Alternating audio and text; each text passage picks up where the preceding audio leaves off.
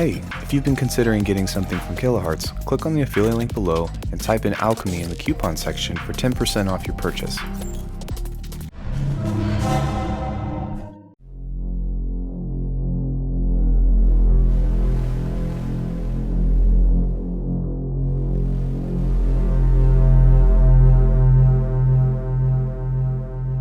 What's good, everybody? Welcome to the video. Today we're going to learn how to make this sound that I just played for you all. Before we hop into that, because it's a pretty straightforward patch, I just want to remind you all that we still have the remix jam going on in the Discord. There's a link in there. And then also I would like to invite you guys to check out my website where I offer a lot of products both for free and some are premium. It's just a way to support the channel. I have a 5K subscriber pack that I just released that you guys can all download for free, and I highly encourage you all to check that out. There's lots of cool stuff in there. Of course, I always appreciate any interaction that you guys can give to the channel as well. Likes, subscribes, comments, start a conversation, all that stuff. And without further ado, let's go ahead and start the video. So this patch is pretty straightforward. There's not really a whole lot to discuss with it.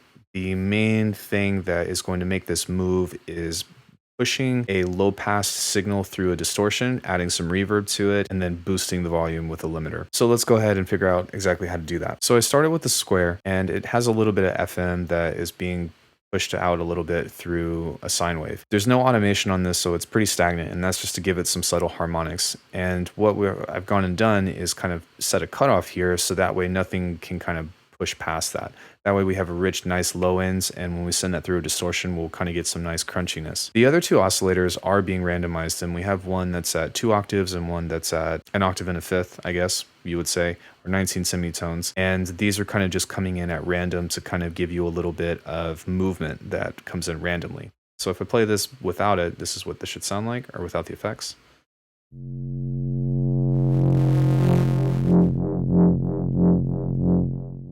The movement comes from the detuning on the second oscillator that's set at 4 voices with a little bit of detuning here.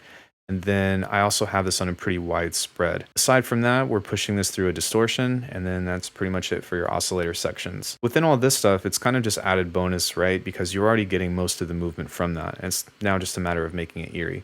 So I started with a chorus to make it nice and wide. Then I added some reverb to kind of give it some depth. And then from here, the other stuff is pretty much optional.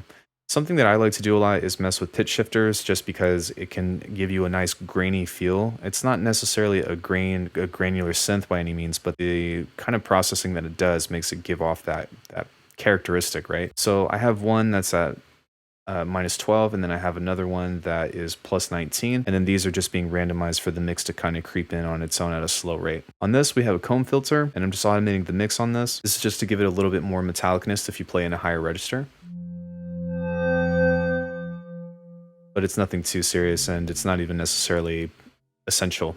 Next up, we've got a delay that's just automating the feedback. It's set at 316 here, and then this this multi-pass here is just for stereo on the mono. And that's pretty much most of what the patch is.